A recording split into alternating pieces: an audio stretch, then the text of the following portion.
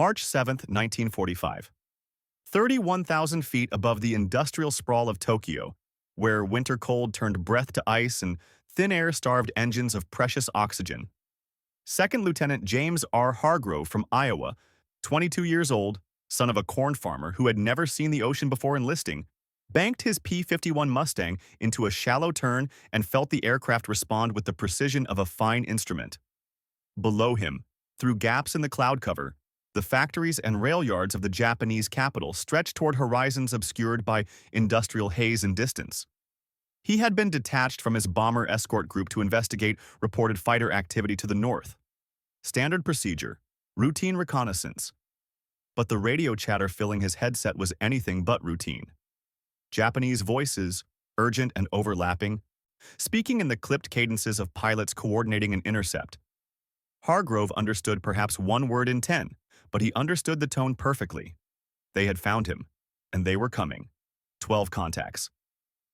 The number came through clearly in the Japanese transmissions, confirmed moments later by Hargrove's own visual identification as the enemy fighters climbed toward his altitude from multiple vectors. 12 Kawasaki Ki-61 Heians, called Tony by Allied intelligence, sleek, fast, dangerous aircraft flown by pilots defending their homeland. The mathematics were brutal and simple. One American fighter against 12 Japanese interceptors. The Tony was an excellent aircraft at altitude, nearly as fast as the Mustang in level flight, more maneuverable in turning combat. Japanese doctrine emphasized swarming tactics, using numerical superiority to box in and overwhelm individual opponents. Standard procedure for an outnumbered pilot was clear: run, break contact. Dive for lower altitude where the Mustang's performance advantages became overwhelming, then head for home at maximum speed. Hargrove did not run, not yet. He pushed the throttle forward, felt the Merlin engine respond with a surge of power that pressed him back into his seat, and pointed the Mustang's nose toward the nearest enemy fighters. The farm boy from Iowa, who had learned to fly in a Stearman biplane over cornfields that stretched to flat horizons, was about to teach 12 Japanese interceptors a lesson in pure speed. By March of 1945, the air war over Japan had entered its final, desperate phase. American B-29 superfortresses flew from bases in the Mariana Islands, bombing Japanese cities with increasing frequency and devastating effect. Long-range P-51 Mustangs, operating from Iwo Jima after its capture in February, now escorted these bomber streams, engaging Japanese interceptors over their own homeland. For the Japanese Army Air Force and Naval Air Service, this represented the ultimate humiliation. Enemy fighters operating freely in Japanese airspace, their presence a daily reminder that the technological and industrial advantages Japan had possessed in 1941 had evaporated like morning fog under the sun of American production. The pilots who flew those defensive missions were a mixture of surviving veterans, men who had fought in China and the Philippines and the South Pacific, and hastily trained replacements whose flight hours before combat assignment sometimes numbered in the dozens rather than hundreds. They flew aircraft that were often excellent designs. The Ki-61 was comparable to contemporary American fighters in many respects, but they operated under crippling disadvantages. Fuel shortages limited training. Replacement parts were scarce. Most critically, they faced an enemy that seemed to possess unlimited numbers of aircraft, unlimited fuel, unlimited ammunition, and pilots who arrived fresh and well-trained every month in quantities that defied comprehension. The Japanese pilots who climbed toward Hargrove that morning expected what they had been trained to expect: an American fighter that would see itself outnumbered and retreat, attempting to escape through speed and dive performance. Their doctrine prescribed coordinated pursuit, maintaining formation integrity, using radio communication to box in the enemy, and force him into a position where numerical superiority could be brought to bear. The squadron leader, a veteran with 41 confirmed kills dating back to operations in China in 1939, issued crisp commands over the radio. 4 fighters would approach from ahead, forcing the American to turn.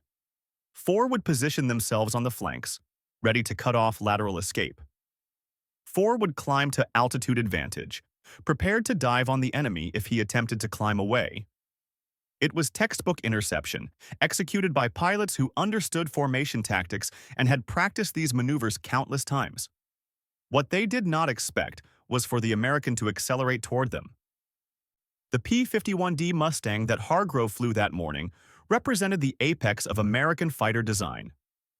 Powered by a Packard-built Rolls-Royce Merlin V1650 engine, producing over 1,700 horsepower, capable of speeds exceeding 440 miles per hour, equipped with a range that allowed it to escort bombers from Iwo Jima to Tokyo and back, the Mustang was more than an excellent aircraft.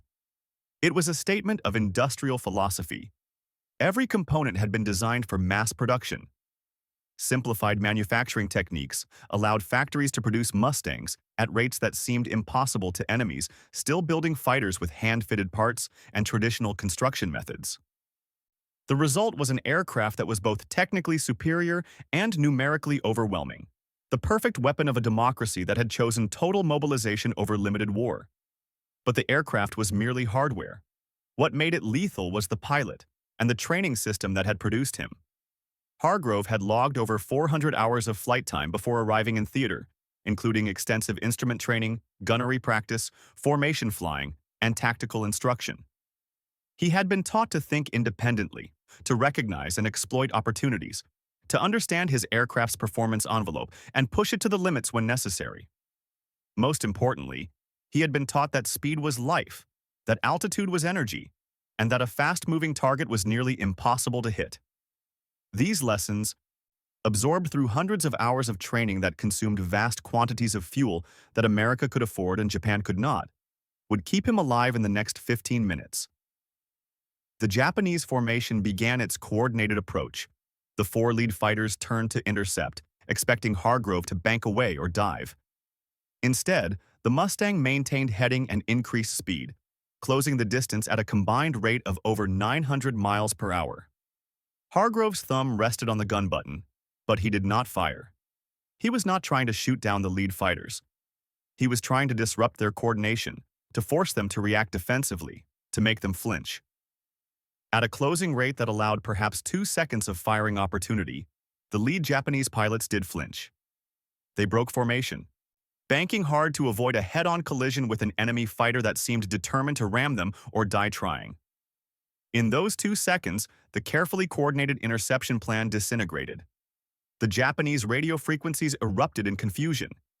The squadron leader barked orders trying to reassert control, but the geometry of the engagement had changed. Hargrove had blown through the forward element of the trap at 440 miles per hour, and now the four fighters that should have forced him to turn were behind him, scrambling to reverse course and pursue. The flank fighters, positioned to cut off lateral escape, found themselves out of position as the Americans streaked past their intercept point. The high fighters began their dive, but Hargrove saw them coming and pushed the Mustang into a shallow climb, trading speed for altitude in a perfectly calculated maneuver that kept him just ahead of their attack angle. The squadron leader's voice cut through the radio chatter, sharp with frustration. He ordered his pilots to pursue, to maintain formation, to use their numerical advantage.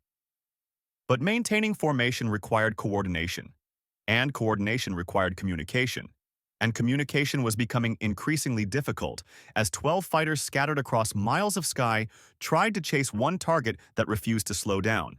The Japanese pilots found themselves in a pursuit race against an opponent who seemed to have no intention of engaging in combat. Hargrove was not dogfighting. He was running, but running on his terms, at his speed, in the direction of his choosing. The symbolic object that defined this engagement was not a weapon but a gauge, the airspeed indicator. Throughout the chase, Hargrove's eyes returned to that instrument again and again.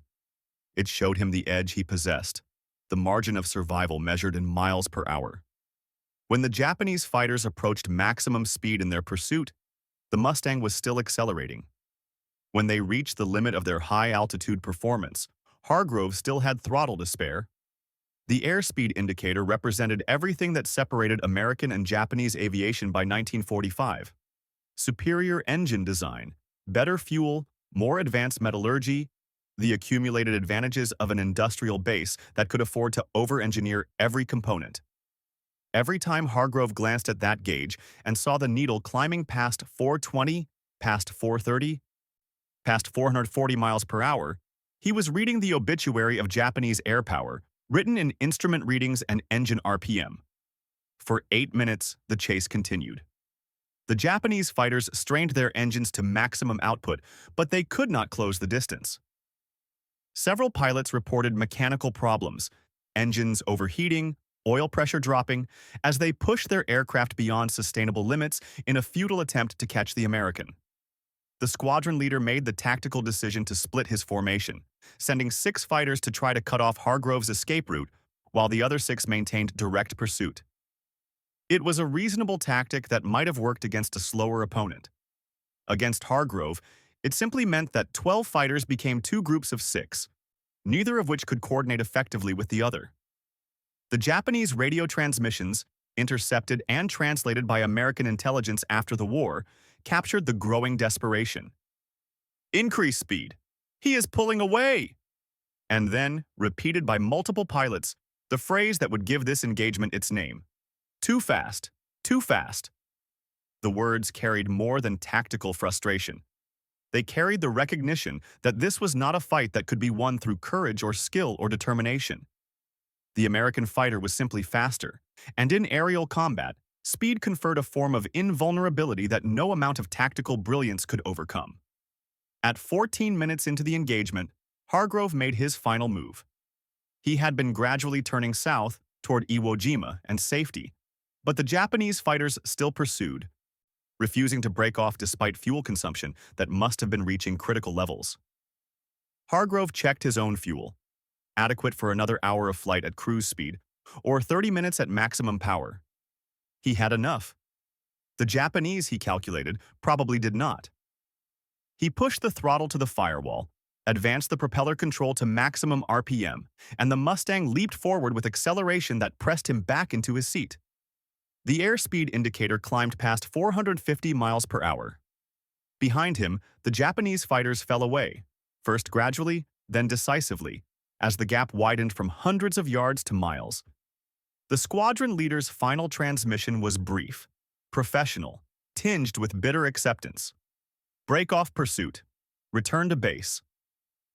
12 fighters turned back toward Tokyo, having burned precious fuel in a chase that achieved nothing except the demonstration of their own obsolescence. Several aircraft landed with tanks nearly empty, the margin for error so thin that one pilot overshot his field and crash-landed in a rice paddy, surviving but writing off his aircraft. The squadron leader filed a report noting that American fighters now possessed performance advantages that made interception increasingly difficult. He recommended against pursuing single fighters that demonstrated superior speed, advising instead to concentrate on bomber interception where numbers could still be decisive. It was the recommendation of a realist who understood that the war in the air was already lost, that all that remained was to delay the inevitable while consuming the last reserves of fuel and aircraft and trained pilots. Hargrove landed at Iwo Jima 70 minutes later with fuel to spare.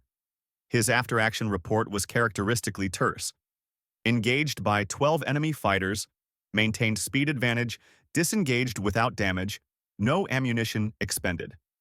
The intelligence officers noted it with interest. Another data point showing that Japanese interceptors were struggling to match the performance of late-model American fighters. But they could not have heard the Japanese radio transmissions, could not have known about the repeated cries of "too fast, too fast," that captured in 3 syllables the entire trajectory of the Pacific Air War's final phase. What the Japanese pilots expected that morning was a combat engagement that would test skill, tactics, and courage. They expected an opportunity to bring their numerical advantage to bear, to execute the coordinated attacks they had practiced, to demonstrate that Japanese pilots defending their homeland could still match any enemy. What they experienced instead was a pursuit race they could not win, against an opponent who possessed advantages that skill and courage could not overcome. The engagement lasted less than 15 minutes, but it crystallized the reality of air combat in 1945. American fighters were not just equal to their Japanese counterparts, they were superior in every measurable way. And that superiority was the product of an industrial and technological system that Japan could not match. The transformation this engagement represented was profound and final. Japanese air doctrine had been built on the assumption that quality could compensate for quantity, that superior training and tactics could overcome numerical disadvantages, that fighting spirit could bridge gaps in technology and logistics. The Battle of Midway had begun to erode those assumptions. The attrition battles of 1943 and 1944 had further damaged them. But encounters like Hargrove's chase above Tokyo shattered them completely. When an enemy fighter could simply outrun 12 interceptors through pure performance advantage, when speed alone conferred near immunity from attack, traditional concepts of air combat became irrelevant. The new reality was arithmetic. America could build faster fighters in greater numbers, flown by better-trained pilots, supported by unlimited fuel and maintenance. Japan could not. Everything else was detail.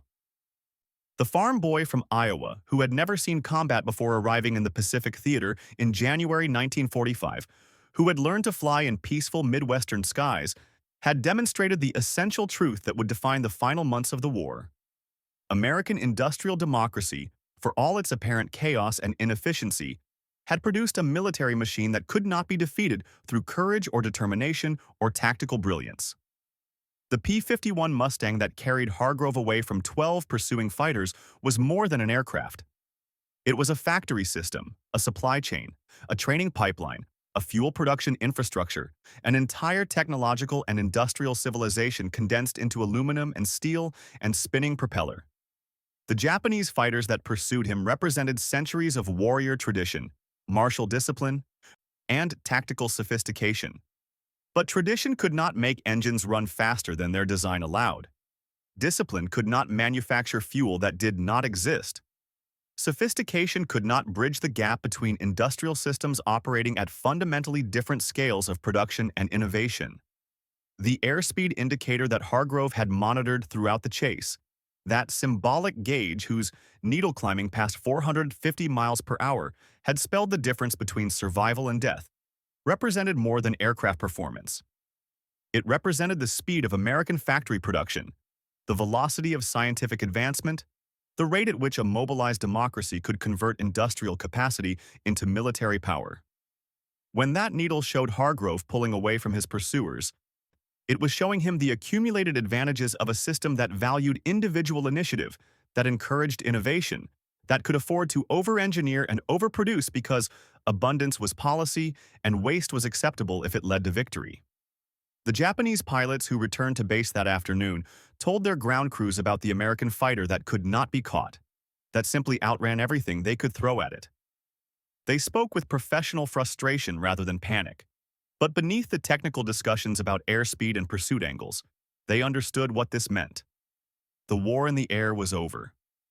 What remained was simply the process of acknowledging defeat, a process that would take another 5 months and consume thousands more lives before Japan's surrender in August.